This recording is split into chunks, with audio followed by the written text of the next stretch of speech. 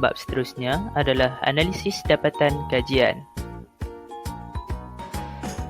Rujukan yang kami gunakan dalam menulis analisis dapatan kajian ini diperoleh daripada pelbagai jurnal dan sumber lain seperti USM Library dan juga Google Scholar.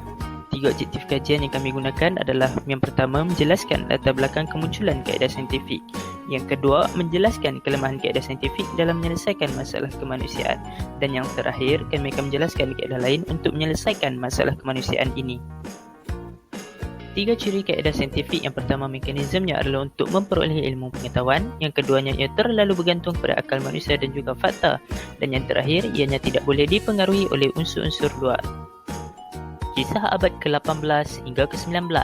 Yang pertama, apa yang berlaku adalah penggantian ilmu agama kepada ilmu sains sebagai sumber utama mereka.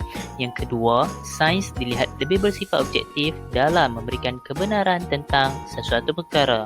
Rumusannya, pegangan Perancis ini membuka perbincangan lebih lanjut berkenaan kaedah ini.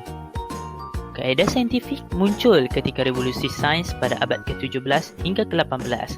Ianya membahaskan berkenaan sains dan juga nilai. Francis Bacon merupakan pengasas kepada kaedah ini. Beliau berpegang dengan prinsip kebenaran sains adalah untuk sains itu sendiri. Kelemahan kaedah saintifik dalam menyelesaikan masalah kemanusiaan terletak kepada kepercayaan, yang mana Francis Bacon mempercayai manusia boleh mencapai kemajuan dengan menggunakan akal. Kesannya, ia meninggalkan nilai-nilai keagamaan. Definisi masalah kemanusiaan. Masalah yang hanya terkait dengan manusia dan bukan perkara lain, sebagai contoh tingkah laku manusia. Manusia ditarifkan dengan pelbagai tarifan. Kata Aristotle, manusia ialah haiwan yang boleh berkata-kata. Kata Charles Darwin pula, asal-usul manusia ini tidak jauh bezanya dengan haiwan. Kelemahan kaedah saintifik menurut aliran Francis Bacon dalam menyelesaikan masalah kemanusiaan.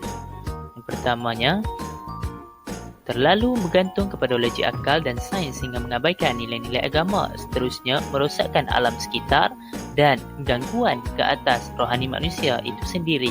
Objektif yang terakhir adalah kaedah lain untuk menyelesaikan masalah kemanusiaan.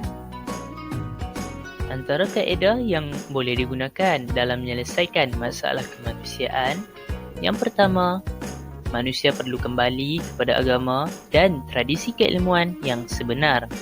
Yang kedua, manusia juga perlu kembali dan menghayati konsep insan yang sebenar. Kesannya, hal ini akan meningkatkan martabat manusia semula sekaligus menyedarkan kembali manusia akan tujuan hidup mereka di atas bumi ini.